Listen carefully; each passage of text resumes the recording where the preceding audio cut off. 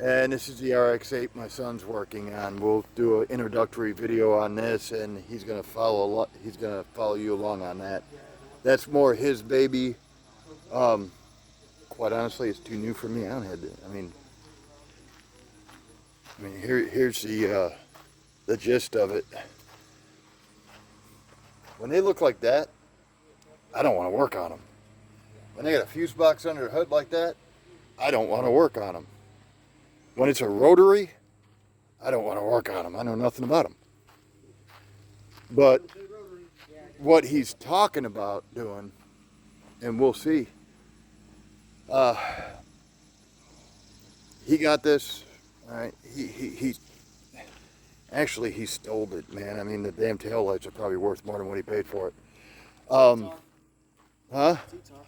Yeah, the seats definitely are. So, regardless of what he does to it, he's actually ahead of the game, you know. Hey guys, this is Lil Mike from Old Iron Customs. So this is my first time doing this for you guys. This is my Mazda RX8. It's an 05. I ended up getting it to make it basically a drift daily kind of thing. I got it mainly because it's a manual. So I paid $500 out the door for it, the way it sits.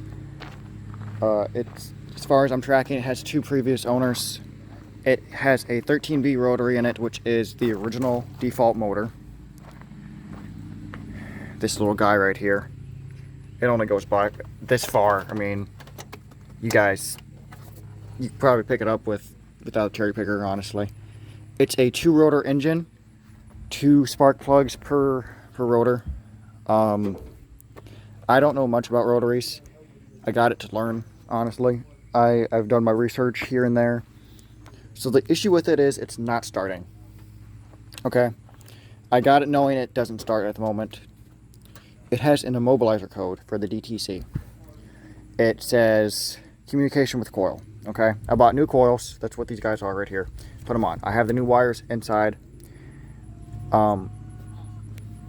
So what I'm gonna do is put a bypass switch from the starter to the ignition barrel to bypass the immobilizer that's in it. The immobilizer for the 05 for the 05 back, if it's not a Shinka, at least like an 04 to 08, if it's not a Shinka model, which is the advanced keyless entry ones with the buttons on the door handles, as you can see, mine is not a Shinka, just cuts off power to the starter. So I want to make sure it at least wants to try to crank. If it wants to try to crank, I'm gonna figure it out, and I gotta mount up everything that needs mounted up here, because this is just the way it was when I got it. So according to the guy I got it from, it had one previous owner, as far as I'm tracking, who used it for a drift cart. Okay, what I mean by that is everything red on this car was non-existent. Okay, only this over. It had a 2, 3, 4, 5, 6 point cage in here. 1, 2, and it had 2 pillars there. Okay, I'm gonna re-add those in and try to connect it. Probably move the headliner up here and run the tubes along the A-arms at the top of it, so it doesn't collapse in on me if I roll it, because this is still stable. And you can see there is pipe here, plenty to reconnect.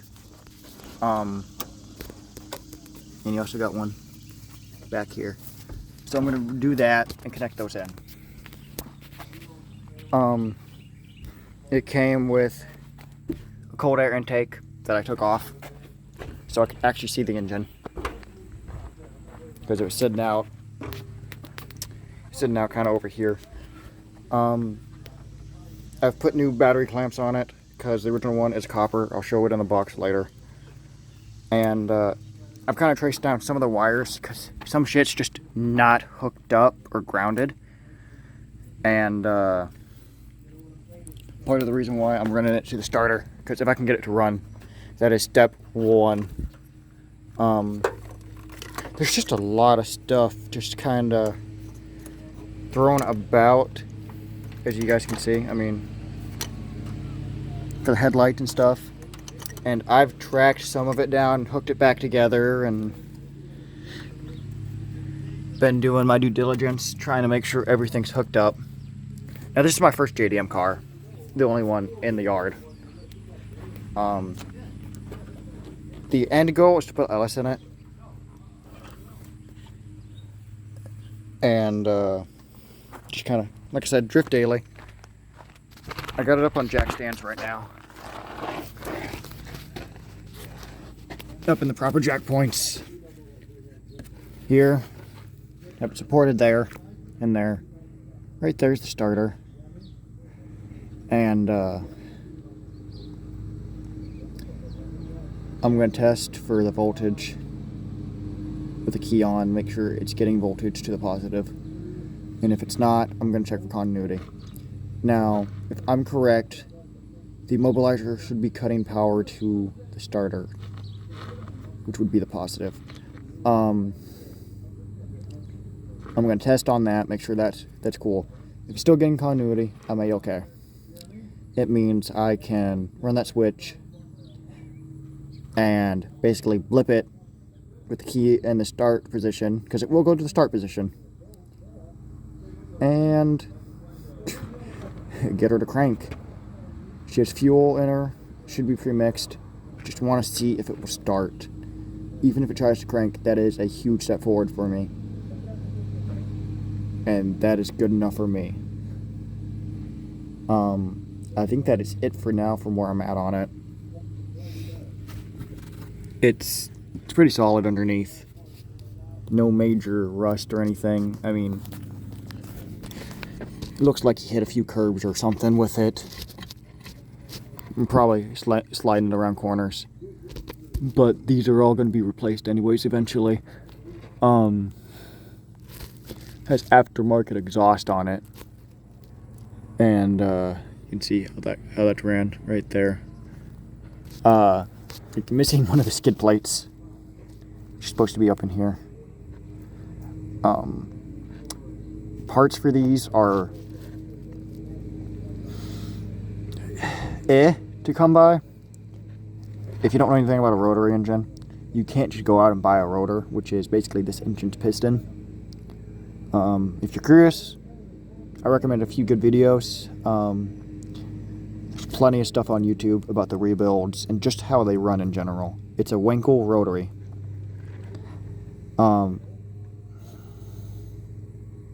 This isn't a Renesys 13B. It's just a straight out of the box 13B. No special. But yeah, I mean, it's a super light car. I figured it'd be fun, good project. Like I said, I paid $500 for it out the gate. I mean, I got that in rims if I really want it, or the cold air intake.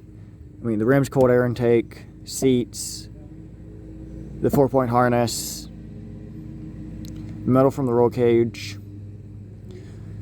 rotors, the engine parting out. I got $500 there, easy. So it's not a huge deal. I'll update you guys, I guess, on this.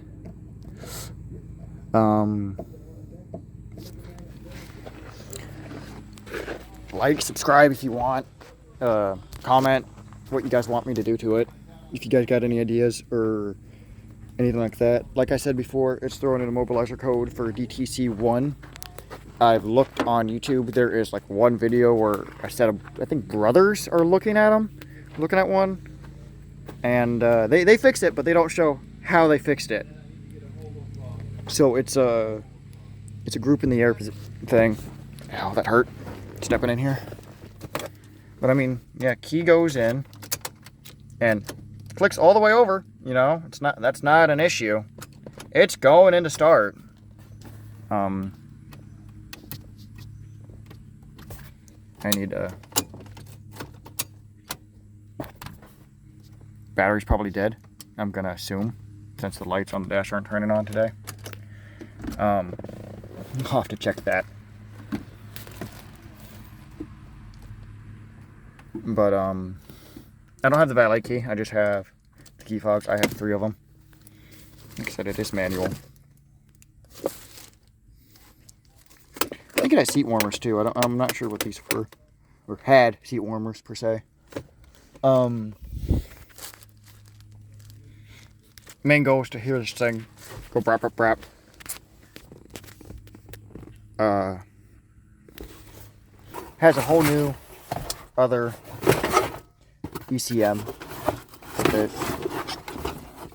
has a lot of the parts that are taken off, stuff like that. So I'm not like super worried. That's for this. That's for the starter right there.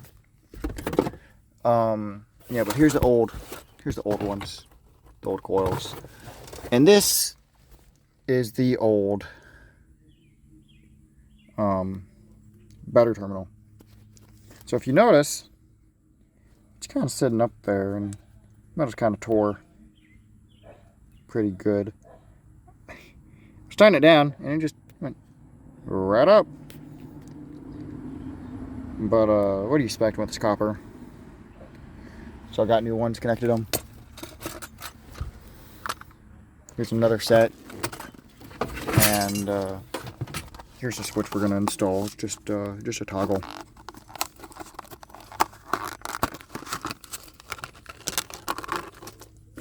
Just a simple toggle. Doesn't take a lot. Quick throw. Off on.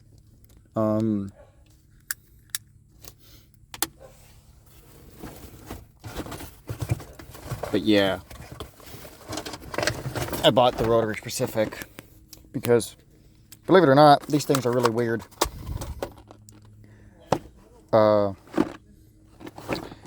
got unique spark plugs for it. You got trailing and leading, which is the way it turns. And you'll know that by the box, by the T. This is a trailing. And that would make this one a leading. Got new those, like I said, new boots and wires to make sure all things are okay. But yeah, that is it for now, guys. Like I said, I will update you guys, let you guys know as I figure it out and learn. This is a project for all of us, I guess. No way.